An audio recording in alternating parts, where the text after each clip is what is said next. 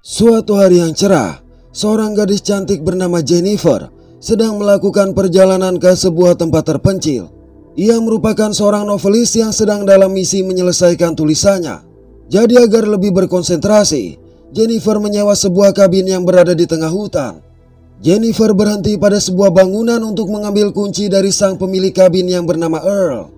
Jennifer mengaku tidak mengetahui jalan untuk menuju ke sana. Oleh sebab itu, setelah menyerahkan kunci, Earl memberikan petunjuk arah ke kabinnya.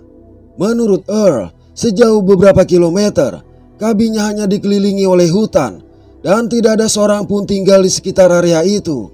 Jennifer kemudian melanjutkan perjalanan dengan mengikuti peta yang diberikan. Namun demikian, Jennifer malah semakin bingung. Alhasil dia memutuskan berhenti pada sebuah pom untuk mengisi bahan bakar sekaligus bertanya. Di situ Jennifer bertemu dengan 3 orang karyawan pom yang bernama Andy, Stanley, dan Johnny. Jennifer lantas menanyakan arah yang benar untuk menuju ke kabinnya. Johnny awalnya dengan sopan menunjukkan arah yang dimaksud, tetapi berikutnya dia mencoba menggoda Jennifer. Untuk itu Jennifer sengaja menekan alarm mobil, sehingga Johnny yang terkejut tersandung ember berisi air dan membuat niatnya menjadi hambar. Apalagi Andy dan Stanley pun menertawakannya. Setelah insiden kecil tadi, Jennifer kembali melanjutkan perjalanan hingga akhirnya sampai di kabin terpencil yang akan menjadi rumahnya selama beberapa bulan ke depan. Jennifer lalu membongkar barang-barangnya dan segera mulai menulis. Sore harinya saat bersantai di tepi danau, Jennifer mendengar suara dari dalam hutan. Tapi dia mengabaikannya setelah mendengar suara burung gagak beterbangan. Hanya saja ketika melanjutkan tulisannya di beranda kabin, Jennifer kembali mendengar suara. Merasa penasaran, Jennifer memutuskan untuk memeriksa suara yang berasal dari dalam gudang. Ia menemukan pintu gudang terbuka, namun tidak melihat siapa-siapa selain sejumlah alat dan tabung berlabel racun. Sekali lagi Jennifer mencoba mengabaikan hal itu dan kembali ke beranda kabin. Sayang secara tidak sengaja dia menumpahkan anggur, jadi harus mencuci noda di bajunya. Tanpa sepengetahuan Jennifer, seseorang diam-diam merekamnya saat hanya mengenakan daleman. Keesokan pagi, manakala Jennifer jogging menyusuri jalan di hutan tersebut, dia kembali mendengar suara. Dan ketika menoleh ke sekelilingnya, Jennifer melihat sebuah kabin. Mengingat ucapan Earl sebelumnya yang mengatakan bahwa sejauh beberapa kilometer tidak ada kabin lain, maka dengan penasaran Jennifer mendatangi. Rupanya ini hanyalah kabin kosong yang tampak telah lama ditinggalkan. Oleh karenanya Jennifer segera meninggalkan tempat itu dan kembali ke kabinnya. Saat hendak membersihkan diri, Jennifer mendapati air wastafel yang berwarna coklat, bahkan toiletnya juga tersumbat. Akibat hal ini Jennifer terpaksa membatalkan niatnya dan segera menghubungi Earl agar dipanggilkan tukang ledeng. Sialnya tanpa sengaja Jennifer menjatuhkan ponselnya ke toilet kotor tersebut, jadi harus mengeringkannya dengan pengering rambut.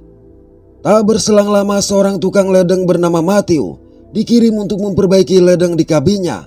Dan karena terlalu girang, Jennifer tiba-tiba mencium Matthew. Di tepi danau yang tidak jauh dari kabin Jennifer, Andy, Stanley, dan Johnny menghabiskan waktu bersantai sembari direkam oleh Stanley. Selang beberapa saat, Matthew bergabung dengan mereka untuk memancing. Matthew memberitahu bahwa Jennifer menciumnya, tetapi Johnny tidak percaya. Namun Stanley membenarkan hal itu. Dengan alasan Matthew yang memiliki masalah bicara dan kekurangan mental ini tidak mungkin berbohong. Pada momen tersebut Johnny sudah mulai cemburu. Dan kecemburuan itu bertambah ketika Stanley menunjukkan video Jennifer yang dia rekam di malam sebelumnya. Melihat itu muncullah niat buruk Johnny terhadap Jennifer. Malam hari Jennifer yang tengah mengerjakan novelnya menjadi kesal akibat ponselnya rusak, sehingga memutuskan untuk pergi tidur. Tapi saat subuh, dia terbangun karena mendengar suara pintu diketuk. Merasa penasaran, Jennifer memutuskan keluar, namun tidak melihat siapa-siapa. Saat kembali ke dalam, tiba-tiba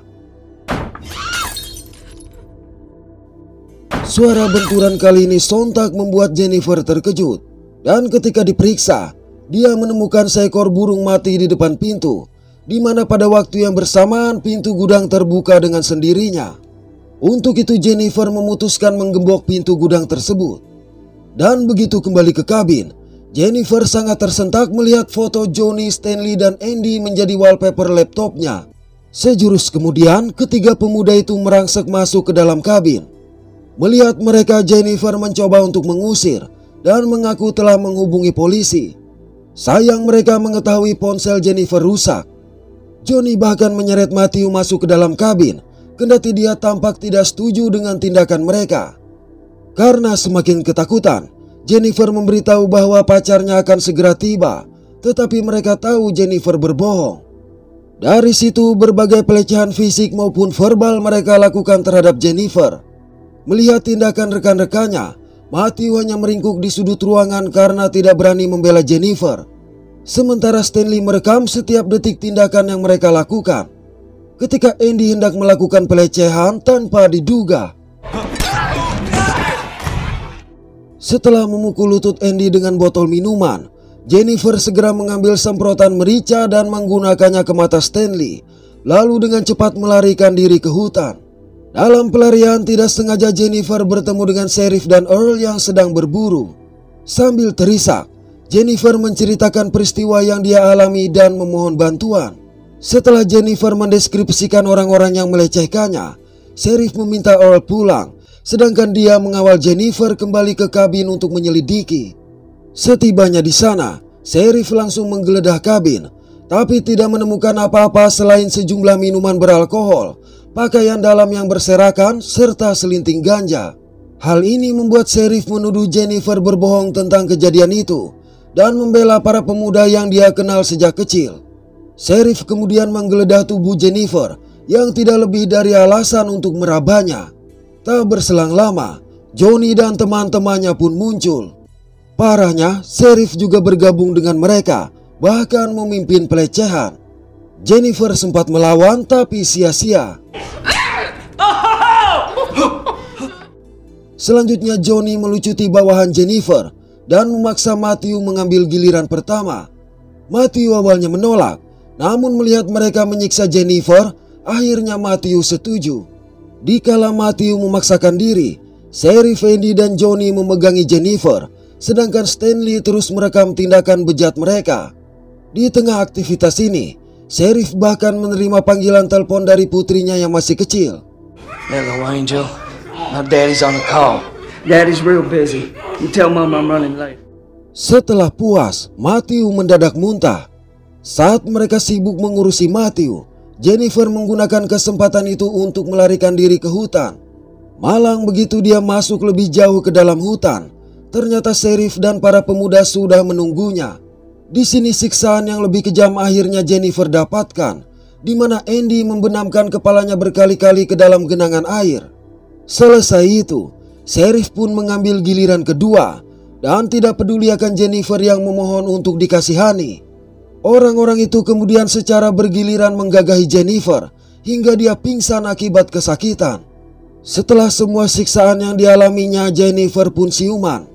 Lalu dengan tenaga yang tersisa ia berusaha bangkit dan berjalan menjauhi kelima bajingan tersebut. Cukup lama berjalan, Jennifer akhirnya sampai ke atas sebuah jembatan, namun ternyata mereka terus mengikutinya. Tatkala Sheriff bersiap untuk menghabisi Jennifer guna menghilangkan jejak, dengan cepat dia terjun ke air. Mereka mencoba untuk menunggu Jennifer muncul, tetapi dia tidak terlihat lagi. Oleh karenanya mereka menyusuri tepi sungai, namun tetap tidak menemukan tanda-tanda keberadaan Jennifer. Akibat hal ini, Sheriff menginstruksikan mereka untuk mengeluarkan barang-barang Jennifer dari kabin, membongkar mobilnya, dan memusnahkan rekaman Stanley. Setelah hari yang mengerikan tersebut, Sheriff pulang ke rumahnya dan bertindak seolah-olah tidak terjadi apa-apa. Selain seorang putri, Sheriff ternyata memiliki istri yang sedang hamil. Keesokan hari, Sheriff mengembalikan kunci kabin kepada Earl dan memberitahu bahwa Jennifer telah pergi. Ia juga menyebutkan semua yang ditemukannya di kabin, jadi menyimpulkan kalau Jennifer adalah gadis liar pecandu alkohol. Hari-hari berlalu, Johnny, Andy, dan Stanley melanjutkan hidup mereka seakan tidak pernah terjadi apa-apa. Sedangkan Matthew tenggelam dalam rasa bersalah atas tindakannya kepada Jennifer. Suatu ketika saat Matthew duduk di hutan, tiba-tiba penampakan sosok Jennifer sontak membuatnya sangat ketakutan. Beruntung hal itu hanya halusinasi belaka. Waktu-waktu berlalu dengan tenang, hingga pada suatu malam Sheriff menerima telepon dari Earl yang memberitahu bahwa seorang wanita menanyakan keberadaan Jennifer karena sudah lebih dari 1 bulan dia tidak pulang. Earl yang mengetahui kalau Sheriff adalah orang terakhir yang bersama Jennifer memintanya untuk menghubungi wanita itu. Dan menurutnya 1 bulan adalah hari di mana Sheriff mengembalikan kunci kabin kepadanya. Keesokan hari dengan panik Stanley memberitahu teman-temannya bahwa seseorang telah mencuri kameranya. Parahnya lagi, kamera itu berisi rekaman penyerangan mereka terhadap Jennifer yang sebenarnya tak pernah ia hancurkan. Mendengar kecerobohan itu, Johnny menjadi marah dan mulai menyerang Stanley. Tetapi Andy segera menenangkannya. Pada malam hari ketika Johnny sedang menonton TV seorang diri di rumahnya, tiba-tiba dia mendengar suara di pintu.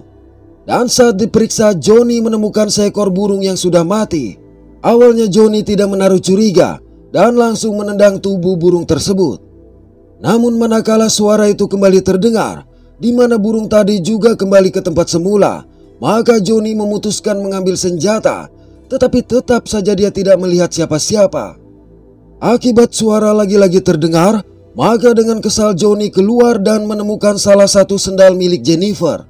Lantaran melihat semak bergerak, dengan cepat Johnny mendekat hanya untuk menemukan karet gelang milik Matthew. Hal ini membuat Johnny berpikir Matthew telah mempermainkannya. Keesokan hari saat Sheriff pulang, sang istri memberitahu bahwa mereka mendapatkan kiriman kaset. Melihat nama Stanley yang tertera di kaset tersebut, Sheriff menduga kalau isinya adalah rekaman penyerangan terhadap Jennifer.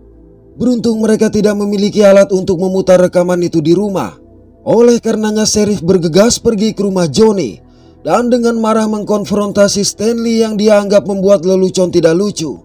Johnny lantas memberitahu bahwa kaset itu memang berisi rekaman asli yang tidak Stanley musnahkan. Tapi Johnny menunjukkan sendal Jennifer yang menurutnya dilemparkan oleh Matthew ke rumahnya. Jadi menyimpulkan Matthew adalah orang yang bertanggung jawab atas pencurian kaset rekaman tersebut dengan alasan rasa menyesalnya terhadap Jennifer. Mendengar itu, Sheriff segera membakar kaset rekaman tadi dan memerintahkan mereka mencari Matthew. Pada sore hari, Sheriff berburu bersama Earl. Ketika Earl sedang beristirahat tanpa diduga, Sheriff menghabisi dia karena khawatir lelaki tua itu menyadari keterlibatannya atas kasus hilangnya Jennifer. Pada waktu yang sama, Matthew terbangun di kabin terbengkalai dan melihat Jennifer yang tengah duduk di sofa. Matthew merasa lega mengetahui Jennifer masih hidup, jadi segera mendekat dan meminta maaf sembari menangis. Namun Jennifer menganggap kata maaf saja tidak cukup, sehingga mengeluarkan tali dan langsung mencekiknya. Keesokan hari, Stanley dan Andy yang mencari Matthew di hutan tiba-tiba mendengar suara harmonika di kejauhan. Saat diikuti, suara itu membawa mereka ke kabin terbengkalai yang di awal film ditemukan oleh Jennifer. Ketika memeriksa ke dalam, Andy mendapati kondisi yang menunjukkan bahwa seseorang baru-baru ini tinggal di sana. Sementara di luar, Stanley melihat Jennifer berdiri di hadapannya. Untuk itu Stanley berniat menyerang, namun tanpa diduga ternyata Jennifer telah menyiapkan perangkap beruang yang membuat Stanley terjebak. Mendengar jeritan Stanley, maka Andy bergegas keluar. Naas tiba-tiba setelah menghajar Andy, Jennifer juga menghajar Stanley hingga tumbang. Saat siuman, Andy mendapati dirinya terikat pada papan di atas sebuah bathtub yang dialiri air. Selang beberapa saat, Jennifer masuk ke kabin dan berulang kali menenggelamkan kepala Andy seperti yang Andy lakukan kepadanya. Tidak sampai di situ, Jennifer juga menuangkan soda api ke dalam air, kemudian melepaskan papan yang memaksa Andy menopang berat badannya sendiri. Tak butuh waktu lama, Andy pun berulang kali tercelup ke dalam larutan soda api hingga akhirnya mati dengan kulit yang melepuh. Selanjutnya di luar, Jennifer merekam Stanley yang telah dia ikat ke pohon seperti yang juga dilakukan Stanley kepadanya. Jennifer lalu mencekok paksa bangkai tikus ke mulut Stanley dan mengaitkan kail ke kelopak matanya serta mengikat kail tersebut ke pohon sehingga Stanley tidak dapat memejamkan matanya. Jennifer lantas mengeluarkan jeroan ikan dan mengoleskannya ke wajah Stanley. Rupanya bau jeroan tersebut menarik sejumlah burung gagak datang dan mulai mematuki bola mata Stanley sampai akhirnya dia mati kehabisan darah. Selang beberapa waktu di pom, Johnny melihat seorang wanita yang tengah mengisi bahan bakar mobilnya. Sebagai pria hidung belang, Johnny tentu saja tidak dapat melewatkan kesempatan untuk mendekati wanita yang tampak sangat menarik itu. Namun secara mengejutkan, pukulan telak dari wanita yang ternyata Jennifer ini langsung membuat Johnny tumbang. Seperti teman-temannya, Johnny siuman dalam keadaan terikat, namun tanpa busana dan di mulutnya juga terpasang tali kekang kuda.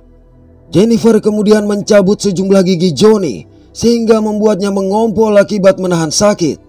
Selanjutnya Jennifer mengeluarkan pistol dan meletakkannya di mulut Johnny persis seperti yang Johnny lakukan padanya.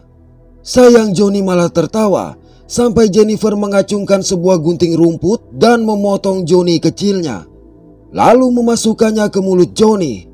Dengan kondisi luka itu, secara perlahan Johnny berakhir akibat kehabisan darah. Beberapa waktu berselang, Sheriff menerima telepon dari putrinya yang memberitahu bahwa guru barunya sedang berkunjung ke rumah.